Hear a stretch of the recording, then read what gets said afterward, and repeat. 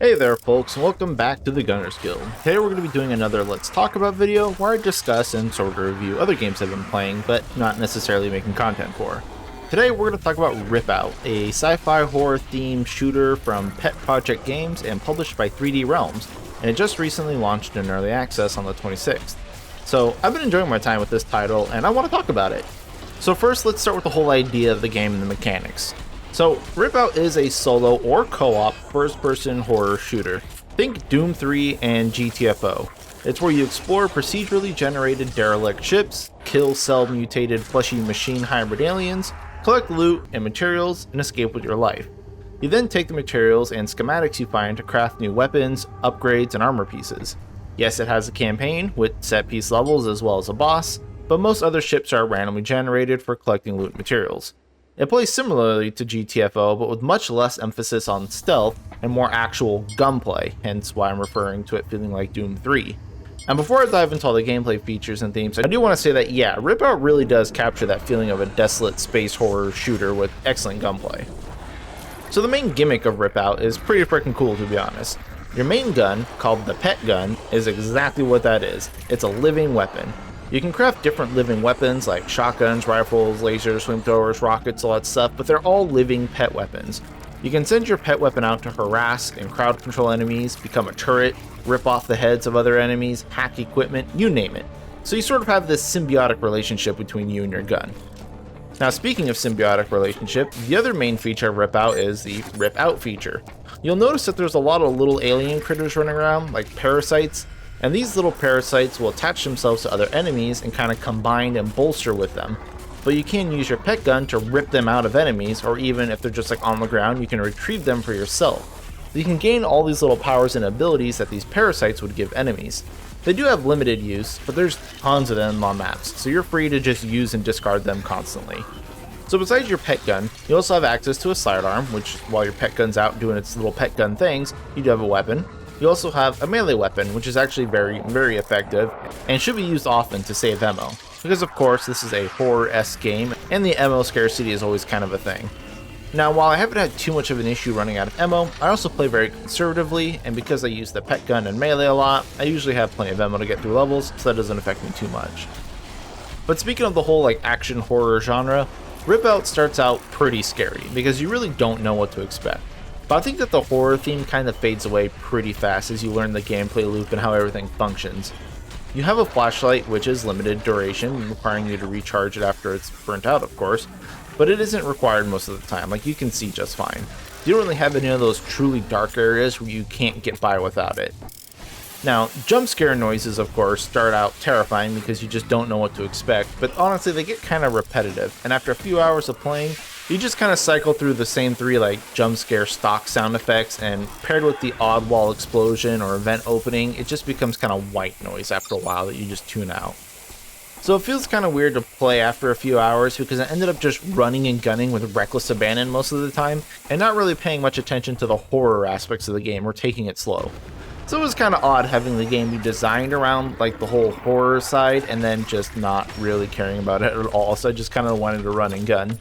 A part of the lack of horror immersion probably comes from the enemies.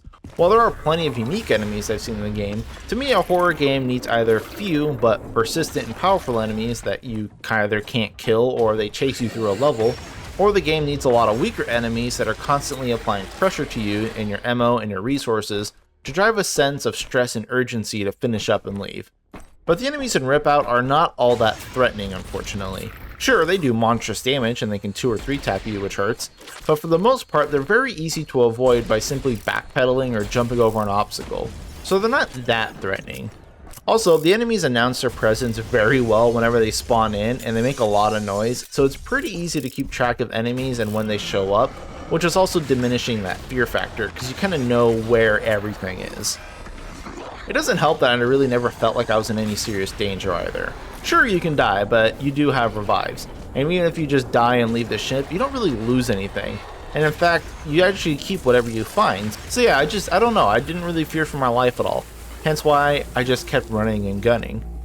So I can see where the devs are going with the whole space horror game, but I don't think it lands perfectly here. Of course, there's room to improve on that in the future, as this is an early access game, of course. But the lack of an actual fear factor isn't necessarily a bad thing, because Ripout itself doesn't feel as stressful as playing something like GTFO, and you aren't required to play in a group, and so it kind of just feels more lighthearted with just a cool premise and good gunplay, more than it being like a crazy survival horror game like Silent Hill or Dead Space or something. But this also makes it a very good co-op game to play, because it's not that serious with the horror theme, at least not in my opinion. But yeah, so the gunplay. The gunplay is good. The weapons have all felt incredibly powerful and meaty. Besides the grenade launcher, I think the rocket launcher just does the same job, but it's like 3 times as good. But one of my biggest complaints in a lot of games, especially in shooter games, is that guns just don't feel impactful. But not here. Ripout has excellent auditory and visual feedback for its guns, even the handgun. So the actual day-to-day gunplay is awesome. But again, I think that drives me to just run and gun and dispels any sense of horror the game was trying to convey. The ammo scarcity is what should force you to play more cautiously, but because the melee weapons are so beefy as well, it just didn't really matter to me.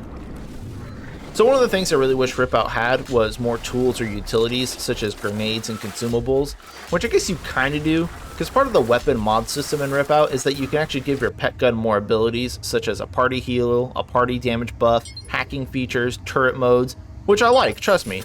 I just wish the player itself had more of these added tools and items like on hand, so when you send your pet gun to do stuff, you can do something besides use a sidearm or a melee weapon, because that's really all you got. But with the gunplay out of the way, let me talk about the mission structure and how the levels work.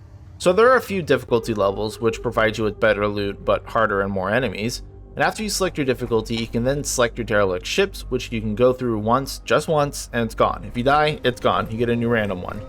So each ship is randomly generated with certain rewards and tasks for completion, but there are more things you can find inside, obviously, besides just their base rewards. But then you're dispatched and sent in to fulfill some goals, such as finding the pilots, getting the ship back up and running, collecting data samples, you get it. And then, yeah, just survive, move room to room, kill the enemies, and make it back to your escape ship alive.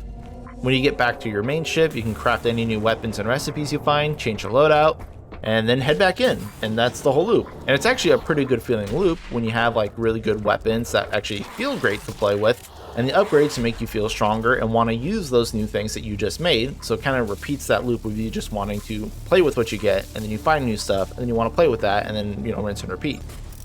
And despite this being an early access title, Ripout actually has a lot of different tile sets, and enemies, and levels, and just a lot of good actual like game here. And I don't think I've ever seen this same ship layout once, which is nice to see, but there definitely needs to be more environmental hazards and things to avoid, which is on the roadmap for sure. Because so far the only things in this game, like for environmental hazards, is like an electrical cable on the floor, the occasional gas vents that open, and like robots that will punch you if you run up by them, you just gotta sneak by.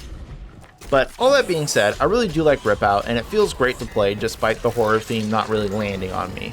And like I said, it is an early access title, so the content right now is kind of limited, but the early access roadmap is up, and it's pretty short here. It's supposed to be full launching in March, so just a few more months away, and they have a lot of list of features and things that they have on this roadmap, so hopefully we'll get the full launch on schedule, because with all the outline features here, if all that's in by launch, it'd be great, and I'd love to see it all land neatly. But again, even right now, even though it's a fresh early access launch, there's still plenty of content to sink your teeth into, providing you at least a good 10-20 hours of gameplay, and of course it's definitely more fun if you play with friends and you're on comms together, especially if someone gets scared easily, because yeah, there's a lot of jump scares. But yeah, so far I'd say I definitely recommend Ripout. I mean, I probably wouldn't make videos on it if I didn't recommend it, but yeah, I need more people to do co-op with me too. So anyway, Ripout is on sale on Steam right now for like $25, which isn't terrible for an early access game, but if you're looking for like a light horror shooter game that can be played in solo or teams, I'd definitely give Ripout a try. But that's going to be all for me. Thank you all for watching. Thank you to my Patreon members. Always appreciate you guys. And everyone else, good luck out there. Peace. See ya. Bye.